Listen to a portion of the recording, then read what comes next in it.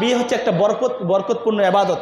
এই বিয়ে করার ক্ষেত্রে আমরা অনেকগুলো হারাম কাজকে যুক্ত করে দিই, যার কারণে বিয়ের মধ্যে সেই বরকত থাকে না, বরকত শূন্য হয়ে সংসার ভাঙার কারণগুলো বেশি ঘটছে। একটু মন দিয়ে শুনবেন। মেয়ে দেখার ক্ষেত্রে আমরা কি করি? মেয়ে দেখার ক্ষেত্রে পরিবারের ছেলে যায়, ছেলের বাপ যায়, ছেলের ভাই যায়, ছেলের দুলা ভাই যায়, চাচা যায়, বন্ধু বান্ধব আরও এরকম কয়েকজন মিলে তারপরে মেয়েকে দেখতে যায়। মেয়েকে দেখতে যায় এইভাবে দল বেঁধে নন মাহরাম যারা রয়েছে এরকম ব্যক্তি গিয়ে মেয়েকে দেখা সম্পূর্ণ হারাম। মেয়েকে একমাত্র দেখতে পারবে কে? যে বিয়ে করবে সেই ছেলেটা মেয়েদের দেখতে পারবে। এমনকি ছেলের বাবাও বিয়ের আগে মেয়েকে দেখতে পারবে না, কারণ এখনো তো বিয়ে হয়নি, এখনো তো সে অন্য মহিলা, এখনো তো বিয়ে হয়নি। ছেলের সঙ্গে বিয়ে হলে তারপর শ্বশুরকে দেখানো যায়, সেটা ভিন্ন জিনিস। কিন্তু বিয়ের পর যেহেতু বিয়ে হয়নি, ছেলের বাবাও মেয়েকে দেখতে পারবে না। যদি দেখাতেই হয় পরিবারের কাউকে, আপনি আপনার মাকে নিয়ে যাবেন, আপনি আপনার বোনকে নিয়ে যাবেন, দাদিকে নিয়ে যাবেন, এরকম দুই একজন মিলে দেখে আসবেন। কিন্তু অন্যান্য আপনার বন্ধু বান্ধব, আপনার বাবা, ভাই, চাচা, দুলা ভাই, এরকম কাউকে নিয়ে মেয়েকে দেখা হারাম। এই কাজ কখনো করা যাবে না। 2 নম্বরে হচ্ছে বিয়ের শুরুতে হলুদ মাখানো হয়। এই হলুদ মাখানো আপনারা যদি পত্রপত্রিকা দেখে, আনন্দবাজার পত্রিকা দেখবেন, তারা স্পষ্ট লিখেছে যে হলুদ মাখার প্রথা আসছে হিন্দুয়ানি প্রথা থেকে। কোত্থেকে? হিন্দুয়ানি প্রথা। তবে একটা হাদিসের মধ্যে আসছে, আল্লাহ রাসূল একজন সাহাবীকে দেখলেন, তার গায়ে হলুদ দেখা যাচ্ছে, হলুদের মতো কিছু রং দেখা যাচ্ছে। আল্লাহ রাসূল বললেন যে তুমি কি বিয়ে করেছো? আল্লাহ রাসূল বললেন, সাহাবী বলল যে হ্যাঁ আমি বিয়ে করেছি। মানে হলুদ দেখে তিনি বললেন তুমি কি বিয়ে করেছো? তার মানে বিয়ের পূর্বে গায়ে হলুদ মাখার একটা ব্যবস্থা বা বিধান ইসলামে একটা পাওয়া যাচ্ছে। তবে মনে রাখবেন সেটা ছিল ভিন্ন পদ্ধতি। কিন্তু আমাদের বর্তমান যে পদ্ধতি, একটা মেয়েকে একদম শাড়ি পরে সুন্দর করে বসিয়ে, পর্দা নাই কিছু নাই, পাড়ার লোকজন, ভাই, দুলা ভাই সবাই এসে হলুদ মাখাচ্ছে, খাওয়াচ্ছে, এগুলো সম্পূর্ণ হারাম। ইসলাম কখনো সমর্থন করতে পারে না, সম্পূর্ণ হারাম। সুতরাং এগুলো থেকে বাঁচতে হলেও আপনাকে হলুদ প্রথা বন্ধ করতে হবে। যদি করতে চান, মনে করতে পারেন সবাই পরিবারে করছে, না করলে কেমন দেখা যায়, সেক্ষেত্রে মেয়েকে হলুদ মাখাবে মেয়েরা, মেয়েকে মাখাবে মেয়েরা। একটা মেয়েকে হলুদ মাখাবে তার বান্ধবীরা, তার মা বোন, তারা মাখাবে। ছেলেকে মাখাবে ছেলেরা। ছেলেকে অন্য কোনো মহিলা স্পর্শ করবে না, মেয়েকে অন্য কোনো হলুদ মাখানোর জন্য অন্য কোনো ছেলে স্পর্শ করবে না। এরপরে হচ্ছে গীত গাওয়া। আমরা দেখি আগের জামানা দেখতাম বেশি গীত গাওয়া হতো, মহিলারা দল বেঁধে গীত গাইতো আর কি, যেটা আমরা সহজ ভাষা বলতে গেলে গান বলা যায়, একদম গান গাওয়া বা গীত গাওয়া। বর্তমান জামানা গীতের প্রথাটা একদম কমে গেছে, তবে এখন আসছে নতুন প্রথা, সেটা হচ্ছে একদম বিশাল বড় বক্স লাগিয়ে গান বাজনা করা হচ্ছে। সম্পূর্ণ হারাম। যতক্ষণ গান বাজনা করাচ্ছেন, যারা শুনছেন, যারা ব্যবস্থা করেছেন, প্রতিটা মানুষ সর্ব অবস্থায় প্রতিটা মুহূর্তে গুনাহে লিপ্ত হচ্ছেন, হারাম কাজে লিপ্ত হচ্ছেন। কখনো কোনো বিয়ের মধ্যে এই হারাম কাজ যদি করেন, বিয়েটা বরকত শূন্য হয়ে যাবে, বরকত থাকবে না, আর এই পরিবার থেকে ভালো কিছু আশা করা সম্ভব নয়। এই জন্য গান বাজনা তো করবেন না। সমাজের মধ্যে, আমাদের সমাজে প্রচলন যেটা রয়েছে গীত গাওয়া, এটাও কখনো করতে দিবেন না। যদি সামর্থ্য হয়, আপনার শক্তি আছে, আপনি বাধা করলে বাধা মানবে, মহিলারা গীত গাবে না, তাহলে আপনি অবশ্যই বাধা করবেন, এগুলোকে বন্ধ করার চেষ্টা করবেন। এরপরে হচ্ছে যৌতুক। বিয়ের মধ্যে একটা যৌতুক প্রথা চলে আসছে। এই যৌতুক প্রথাটা এমনভাবে প্রচলন হয়েছে, বিভিন্ন সময় যারা আপনারা ব্যবসা বাণিজ্য করেন, দোকানের মধ্যে দেখবেন কিছুদিন পর পর মানুষ আসে যে ভাই কিছু সাহায্য করেন, মেয়ের বিয়ে দিব। আচ্ছা, কখনো দেখেছেন এরকম যে কেউ এসে সাহায্য চেয়েছে যে ভাই কিছু টাকা দান করেন, সাহায্য করেন, ছেলের বিয়ে দিব? অথচ ইসলামের নিয়ম ছিল একটা ছেলে বিয়ে করার সময়, একটা ছেলে একটা বিয়ে করার সময় অবশ্যই মেয়েকে অর্থ বা মোহরানা বুঝিয়ে দিয়ে তারপর বিয়ে করবে। ছেলের পক্ষ থেকে মেয়েকে টাকা প্রদান করা হবে। এজন্য দরকার ছিল যে ছেলের বাবা মানুষের থেকে ভিক্ষা করবে, টাকা সাহায্য চেয়ে টাকা তুলে এনে ছেলেকে বিয়ে দিবে। কিন্তু হয়ে গেছে একদম বিপরীত। ছেলে তো টাকা দেয় না, উল্টা যে মেয়েকে ছোট থেকে খাওয়ায় অনেক আদর যত্নে মেয়েটাকে বড় করলো, সে মেয়েটাকে ঘর থেকে বিদায় করে দিবে। এটার মতো যন্ত্রণা অন্য কিছু হতে পারে না। এই যন্ত্রণার সময়ও তুমি শুধু মেয়েকে নিয়ে যাবে এমনটা নয়, আমার ধন সম্পদ, ইজ্জত, মান সম্মান সব নিয়ে যাও, ভিক্ষা করে হলেও মেয়েকে বিয়ে দিতে হচ্ছে। এজন্য যৌতুক কখনো নেবেন না। মনে রাখবেন, আপনি যদি ভিক্ষা করে খান, আপনার ভিক্ষা করে নামাজ পড়বেন, নামাজ কবুল হবে। ব্যবসা করবেন, বাদাম বিক্রি করে খাবেন, আপনার নামাজ কালাম কবুল হবে। কিন্তু যৌতুকের টাকা খেয়ে বাপ ছেলের নামাজ কবুল হবে না, নামাজ কবুল হবে না, অসম্ভব।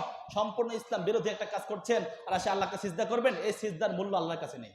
এজন্য যৌতুকের আজ থেকে নিয়ত করবেন, যারা বিয়ে করেছেন সেটা ভিন্ন জিনিস। পারলে সামর্থ্য হলে যতটুকু টাকা নিয়েছেন শ্বশুরকে দিয়ে ফেরত দিবেন, যে আমি না বুঝে আপনার থেকে নিয়েছি, এই নেন আপনার টাকাটা ফেরত দেন, আমি যৌতুক চাই না। আর যারা এখনো বিয়ে করেননি, চেষ্টা করবেন যৌতুক ছাড়া বিয়ে করতে, কখনো যৌতুকের নিয়ত করবেন না।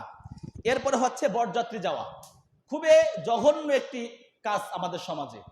মেয়ের বাবার সামর্থ্য নাই, দুজন মানুষ খাওয়ার সামর্থ্য নাই, সেই মেয়ের বাবার উপর মেয়েকে বিদায় দিবে, ব্যথা যন্ত্রণা, তার উপর 1000 মানুষের 100 মানুষ 150 মানুষের খাওয়ার একটা চাপিয়ে দেওয়া হয় তার উপর। ব্যবস্থা করো। এখন এত মানুষের খাওয়ার ব্যবস্থা করেছে, অনেক সময় বলে যে আমরা যাবো 50 জন, 50 জনের নাম করে গিয়েছে 100 জন। এখন ওরা তো ব্যবস্থা করেছে 50 জনের, ঠিক মতো খাওয়া ভালো হয় না, যার কারণে কি হলো, পরে এসে বদনাম। এমনকি এই কাজকে উদ্দেশ্য করে মেয়েকেও চাপ দেওয়া হয় যে তোমার বাপ নাকি খুব ভালো, কি করলো, লোকগুলা গেল একটু সম্মানও করতে পারলো না। যারা বরযাত্রী যায় এরা সবচেয়ে জঘন্য কাজ করে, জঘন্য কাজ করে। সবচেয়ে জঘন্য খাওয়া হচ্ছে এই বরযাত্রী খাওয়া। কখনো যাবেন না। যতটুকু সামর্থ্য হয় পরিবার থেকে 2-4 জন মানুষ গিয়ে বিয়ে করে মেয়েটাকে তুলে নিয়ে আসবেন, সবাই খুশি থাকবে ইনশাআল্লাহ। হাদিসের মধ্যে আসছে সবচেয়ে বরকতপূর্ণ বিয়ে হচ্ছে সেটাই যে বিয়ের মধ্যে সবচেয়ে কম খরচ হয়, সবচেয়ে কম খরচ হয়। তাই বলে কিপটামি করতে বলিনি, সবচেয়ে কম খরচ যে আপনি বিয়ে দাও। যা বাড়তি খরচ, বিশাল বড় গেট দিয়েছে, গেট দিয়ে বাতি লাগাইছে, এই বাতিতে বিল আসতেছে অনেকগুলা, আবার বাতিগুলোতে ভাড়া করে নিয়ে আসতে বাড়তি টাকা খরচ, এগুলো করতে যাবেন না, এগুলো কখনোই করবেন, এগুলো ইসলামের মধ্যে হারাম। এরপরে হচ্ছে সবচেয়ে গুরুত্বপূর্ণ, যেটা থেকে বাঁচা মুশকিল, আমরাও বাঁচতে পারছি না, সেটা হচ্ছে মানে কবুল বিয়ে করার সময় মেয়ের কাছে এই পরিবারের লোক, এই পরিবারের লোক, আরো 4-5 জন লোক গিয়ে মেয়ের কাছে গিয়ে কবুল বলতে হয়। এটা ইসলামের কোনো নিয়ম নেই, এটা কোনো নিয়ম নেই। আমরা তো পারি না, চাইলেও পারি না। যদি এইভাবে আমি যদি আজকে কোনো একটা বিয়ে পড়াতে গিয়ে এই কাজটা করি, মেয়ের কাছে যাব না, মেয়ের কাছে গিয়ে কবুল করে নিয়ে আসবো না, অনেকজন মানুষ সমালোচনা করবো আর বিয়েটাই ঠিক মতো হয়নি, ও তো বিয়েটাই হয়নি, মেয়ে তো কবুল বলেই নাই। কিন্তু নিয়ম তো এটাই, ইসলামের নিয়ম তো এটাই, মেয়েকে কবুল বলতে হবে না। যদি বলাতেই হয় একমাত্র বাবা যাবে, বাবা, মেয়ের বাবা মেয়ের কাছে গিয়ে বলবে যে তোমার জন্য অমুক ছেলে দেখেছি, অমুকের সাথে তোমার বিয়ের জন্য যাচ্ছি আমি। মেয়ে যদি বলে হ্যাঁ ঠিক আছে, চলে আসবে বাবা, বাবা চলে আসবে। আসার পরে তারপরে ছেলের সামনে এসে ধুমধাম করে যেমনে আলোচনা করে কত টাকা মহারণা নির্ধারণ করে তারপর বিয়ে দেওয়া হবে। কিন্তু লোকজন গিয়ে মেয়ের কাছে গিয়ে মেয়েকে কবুল বলানোর কোনো নিয়ম নেই। কবুল বলতে গিয়ে একবার বলা হচ্ছে নিয়ম। তবে হাদিসের মধ্যে আসছে যে কুল্লু আমরিন জিবাল, যে সমস্ত বিষয় গুরুত্বপূর্ণ এগুলাকে 3 বার বলা, যেমন উযু করার ক্ষেত্রে হাত 3 বার ধোয়া, 3 বার কুলি করা, এই নিয়মগুলো যেগুলো গুরুত্বপূর্ণ জিনিস, এগুলোকে 3 বার করে করা হচ্ছে একটা সুন্নত। সুতরাং যেহেতু বিয়েটাও কবুল বলাটা গুরুত্বপূর্ণ একটা জিনিস, সুতরাং এটাকেও 3 বার করা যেতে পারে, তবে একবার বললেই হয়ে যাবে।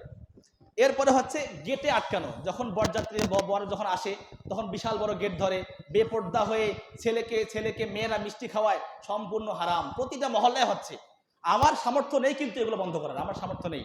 মনে রাখবেন একটা কথা বলি, সেটা হচ্ছে যে দেশের একজন সরকার রয়েছে, সরকার একটা আইন করে দেয়, সরকার কিন্তু আইনটাকে বাস্তবায়ন করে না, বাস্তবায়ন করে কারা, যারা আইন শৃঙ্খলা বাহিনী আছে ওরা। সুতরাং আমি এখানে কথা বলছি, আমি সরকারের মতো, আমি শুধু আইন করে দিব, কোরআন হাদিস অনুযায়ী কথাগুলো আপনাদের জানিয়ে দিব, এটা হারাম নিষিদ্ধ, এটা করতে হবে, এইভাবে করতে হবে, আমি শুধু বলে দেবো, আমার কাজ শেষ। তবে এই কাজগুলোকে বাস্তবায়ন করার দায়িত্ব হচ্ছে সভাপতি, সেক্রেটারি, মসজিদের প্রতিটা মহল্লার মানুষ যারা শুনেছেন তাদের। আমি আমার কাজটা করে দিলাম, এখন আইনকে বাস্তবায়ন করার দায়িত্ব হচ্ছে আপনাদের। আমার জানা মতে আমি এমন মসজিদে নামাজ পড়িয়েছি, যেই মসজিদের মানুষ, মসজিদে ওই মহল্লায় মানে ছেলের কিংবা মেয়ের বিয়েতে বক্স আনে গান বাজাইছে, ওই লোকটাকে মসজিদ থেকে বহিষ্কার করা হয়েছে, বয়কট করা হয়েছে। এই মসজিদে নামাজ পড়তে আসতে পারবে না, তার সঙ্গে কেউ কুরবানি দিবে না, তার ফেতরার টাকা নেওয়া হবে না, তাকে ফেতরা দেওয়া হবে না, এরকম করা হয়েছে আমার জানানো। আমি নাম উল্লেখ, সবাই চিনবেন, আপনারা আশেপাশের তো সবাই চিনবেন, আমি নাম উল্লেখ করছি না। তবে এগুলা প্রতিটা মহল্লায় করা উচিত। যে সমস্ত হারাম কাজ করা হচ্ছে আপনার মাধ্যমে, আমার মাধ্যমে, যেন হারাম থেকে আমরা বিরত হতে পারি। এই জন্য সবাই চেষ্টা করবেন। আমি শুধু নিয়মগুলো বলে যাব কোরআন হাদিস থেকে, এগুলো বাস্তবায়ন করার দায়িত্ব হচ্ছে আপনাদের। মনে করেছেন মসজিদের সভাপতি হয়েছেন, আপনার কাজ শেষ, এমনটা নয়। প্রত্যেকটা কাজের ক্ষেত্রে প্রতিটা কোরআন সুন্নাহর আলোচনা শুনে, মন দিয়ে শুনে, সে আলোচনাগুলো বাস্তবায়ন করার দায়িত্ব হচ্ছে আপনাদের। যদি করতে না পারেন, কুল্লুকুম রাঈন ওয়া কুল্লুকুম মাসউলুন আন রাইয়াতিহি, আপনাদের প্রত্যেকে দায়িত্বশীল, দায়িত্ব সম্পর্কে আল্লাহ জিজ্ঞেস করবেন, ধরা হবে, কেন করলা না, ধরা হবে আপনাকে। সুতরাং এগুলো থেকে বেঁচে থাকবেন। এরপরে হচ্ছে অলিমার দাওয়াত দিয়ে টাকা তোলা হয়।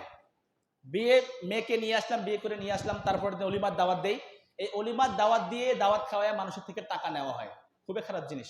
2 জিনিস, একটা হচ্ছে অলিমা, আর একটা হচ্ছে আকিকা। এগুলো হচ্ছে আত্মীয় স্বজন, পাড়া প্রতিবেশী, ওদের হক। আপনি ওদের হকটা ওদেরকে খাওয়ালেন, আবার টাকা নিলেন, হবে না।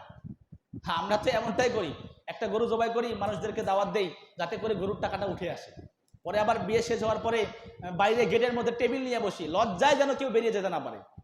লজ্জা, মানে লোকের লজ্জায় হলো, চক্ষু লজ্জায় হলেও সে টাকা দিতে বাধ্য, এরকম একটা অবস্থান সৃষ্টি করি। খাতা কলম নিয়ে বসি, কে কত টাকা দিল, সামর্থ্য নাই, তারপর বাধ্য দিতে হয়। সবাই দিচ্ছে 1000 করে, আমি কেমনে 500 দেই, জোর করে ধার করে হলেও এরকম টাকা দেয়। অনেক অলিমার দাওয়াতে এমনও আছে বলে যে ভাই দাওয়াত দিয়েছিল, দাওয়াতে যাবো না, কেন ভাই টাকা পয়সা হাতে নেই। কিন্তু অলিমার দাওয়াত এবং আকিকার দাওয়াত এটা হচ্ছে আত্মীয় স্বজন গরিব দুঃখীর হক।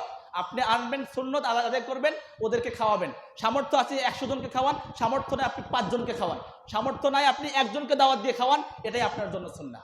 কিন্তু আপনি লোকজন দাওয়াত, বড় দাওয়াত করে ওদেরকে বসায় খাওয়ায়া গেটের মধ্যে খাতা কলম নিয়ে টেবিল নিয়ে বসবেন, ওদেরকে বেজ্জত করবেন, এটা নিয়ম না, হারাম, সম্পূর্ণ হারাম। 2 দাওয়াত, একটা হচ্ছে অলিমার দাওয়াতে খাওয়ায়া টাকা নেওয়া বা দান নেওয়া, 2 নম্বর হচ্ছে আকিকার দাওয়াতে সন্তানের যে নাম রাখা আকিকা করা হয়, এই দাওয়াতের মধ্যে সম্পূর্ণ হারাম। যাক, সময় সংক্ষিপ্ত, অনেক বিষয় আলোচনা ছিল, তার মধ্যে হতে যে সমস্ত বিষয়গুলো বলা হলো, এগুলো বিষয় আসলে অনেক বিষয়। একটা সুন্দর ইসলামী সমাজ গঠনে আমাদের অনেকগুলো করণীয় আছে, অনেক কার্যক্রম রয়েছে। এগুলো অনেক সময় মন চায় যে বলি, কিন্তু বলা হয় না। কেন বলা হয় না? কারণ একটা জিনিস আপনি আমি জানি না, এই কাজটা করতেছি, এটাতে গুনাহ কম হয়, না জেনে করেছি, ভুলে করেছি। কিন্তু জানার পরে যদি করেন, এটাতে ডাবল গুনাহ হয়, অনেক বড় গুনাহ হয়। যদি আপনি এরকম হতে পারে ঈমান থেকে খারিজ হয়ে যাবেন, যেটা হারাম জেনে শুনে আপনি জানলে হারাম তারপরে করলেন, যদি এরকম হয় সম্ভাবনা আছে আপনি ইসলাম থেকে খারিজ হয়ে যাবেন, আপনি কাফের হয়ে যাবেন, বেঈমান হয়ে যাবেন। এজন্য কথাগুলো বলতে খুব ভয় লাগে। আমি কথাগুলো বললাম, তারপরে হচ্ছে, তখন কি হবে? এজন্য যেগুলো কথা বলা হয় সর্বোচ্চ চেষ্টা করবেন এগুলা কাজ থেকে বিরত থাকতে, এবং যেগুলো বিধান দেওয়া হয় এগুলা কাজগুলো সর্বোচ্চ চেষ্টা করবেন মেনে চলার জন্য। আল্লাহ রাব্বুল আলামিন আমাদের সমাজ থেকে প্রতিটা বেদাতকে পরিত্যাগ করে সুন্নাহগুলোকে আঁকড়ে ধরার তৌফিক দান করেন। সকলে বলি আল্লাহুম্মা আমিন। ওয়া আখিরু দাওয়ানা আলহামদুলিল্লাহি রাব্বিল আলামিন।